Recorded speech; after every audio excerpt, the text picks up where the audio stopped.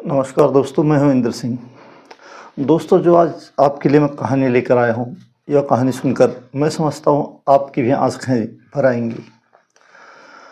दोस्तों, एक महीने की मासूम बच्ची की कहानी है। मध्य प्रदेश की राजधानी भोपाल का एक एरिया पड़ता है दोस्तों, खजूरी, और यह खजूरी थाना भी लगता है।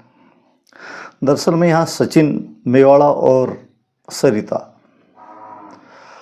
दोनों 3 साल पहले शादी के बंधन में बंधे थे। सरिता काफ़ी खूबसूरत थी और हुस्न की मलिका भी थी। सचिन मेवाड़ा सरिता को अपनी जीवन संगिनी पाकर बहुत खुश था। समय अपने हिसाब से बीत रहा था। जो सरिता थी वो 2 साल के बाद प्रेग्नेंट हो गई। घर में खुशी का माहौल था और इन सब में सबसे ज़्यादा खुश था सचिन। समय के हिसाब से 9 महीने बाद दोस्तों, जो सरिता थी उसने एक खूबसूरत बच्ची को जन्म दिया और घर में सभी लोग ये इसलिए खुश थे क्योंकि उनको लगा कि उनके घर में लक्ष्मी आ गई। और वैसे भी सनातन धर्म में हम लोग 9 देवियों की पूजा करते हैं, 9 कन्याओं को पूजते हैं और भारत में लड़की किसी भी लड़के से कम नहीं है दोस्तों।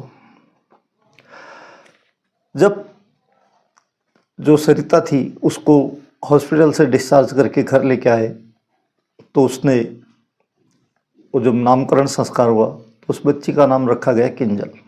अब किंजल की रोने की आवाज़, कभी मुस्कुराहट तो पूरे घर में खुशियाँ बिखेर देती थी।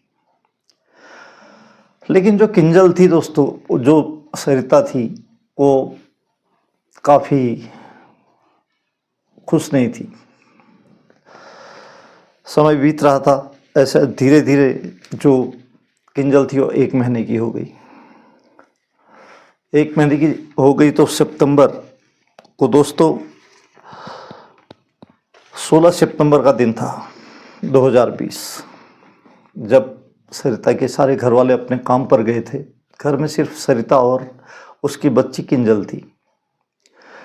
और इसका जो कि सरिता के मन में था उसने उसको पूरा निकाल दिया। उसने पहले किंजल को दोस्तों सुबह 11 बजे के आसपास अपना दूध पिलाया। उसके बाद वो किंजल को छत में बनी हुई पानी की टंकी पर ले गई और उसमें उसको डुबो दिया। इतना नहीं, डुबोने के बाद वो 2 बार उसको चेक करने गए कि वो कुछ हलचल तो नहीं कर रही है। तब तक 1 माह की किंजल दोस्तों टंकी की सतह में जाकर डूब गई थी। और उसके बाद जब सरिता अंदर आई तो वो दहाड़े मारकर जोर जोर से चिल्लाने लगी और रोने लगी। वो ये कहने लगी कि उसकी बेटी को उसने दूध पिलाया था, अभी अभी यहीं खटिया पर रखी थी, सुलाई थी, लेकिन पता नहीं कहाँ गई। उसकी आवाज़ें सुनकर आस पड़ोस के लोगों का जमघट लग गया और उन लोगों ने उसके घर वालों को फ़ोन किया। थोड़ी देर बाद घर वाले भी आ गए। घर वाले गए तो इसके बाद सीधे खजूरी थाने गए वो लोग। वहाँ जाकर जो किंजल थी उसकी गुमशुदगी की रिपोर्ट दर्ज कराई। पुलिस ने रिपोर्ट दर्ज करने के बाद एक मासूम बच्ची का गुम होने का प्रश्न था, इसलिए आजू बाजू के सारे सीसीटीवी खंगाले गए, लेकिन उन्हें कुछ नज़र नहीं आया, कुछ हाथ नहीं लगा। फिर उन्होंने जो सरिता थी किंजल की माँ, उससे पूछा, लेकिन वो सिर्फ ये बोल रही थी कि उसने दूध पिलाकर अपनी बच्ची को यहाँ खटिया पर लिटाई थी और वो किचन में काम कर रही थी। इसी बीच उसकी बच्ची गायब हो गई। तो दोस्तों धीरे धीरे जब ये चल रहा था तो अब जो किंजल का पिता था सचिन, वो भी अपने स्तर पर उसकी खोज कर रहा था। जब दूसरे दिन जो सचिन था वो छत पर गया तो उसको जो पानी की टंकी थी उस पर मक्खियाँ भिनभिनाती हुई नजर आई। जब वो टंकी के ऊपर चढ़ा तो दोस्तों वहाँ वो नज़ारा देखकर उसके पैरों तले ज़मीन खिसक गई। वो दहाड़े मारकर रोने लगा। जब रोने लगा तो सभी लोग चले गए, किंजल को बाहर निकाला गया। उसके बाद पुलिस को फ़ोन किया, पुलिस आई। पुलिस ने किंजल को अपने ताबे में लिया और पोस्टमार्टम के लिए भेज दिया। पोस्टमार्टम की रिपोर्ट आ गई और उसमें ये निकला कि उसको डुबोने से पहले, उसकी डूबने से, दम घुटने से मौत हुई है और उसके पेट में उससे पहले कुछ दूध के 50-60 ग्राम दूध है। तो पुलिस ने किंजल की माँ सरिता से पूछा, लेकिन सरिता ये बोल रही थी कि उसने दूध पिलाया, लेकिन उसकी बच्ची कौन उठा के ले गया, क्या ले गया, तो कुछ बता नहीं रही थी। अब दोस्तों, पुलिस ने अज्ञात हत्यारे के खिलाफ केस दर्ज किया और अपनी इन्वेस्टिगेशन आगे बढ़ाई।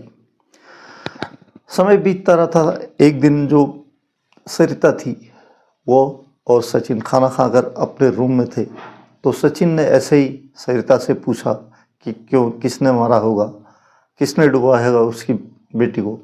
तो दोस्तों, उस दिन जो सरिता थी, उसने सचिन को बता दिया कि यह घिनौना काम उसी ने किया है।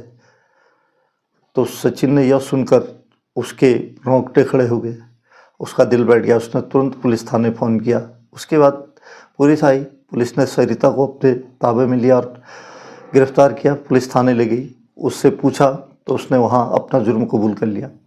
तो पुलिस ने उसे कोर्ट में पेश किया। कोर्ट ने उसे दोस्तों जेल भेज दिया। जेल भेजने के बाद 7 महीने वो जेल में रही और उसके बाद उसकी जमानत हो गई और एक केस चलता रहा दोस्तों।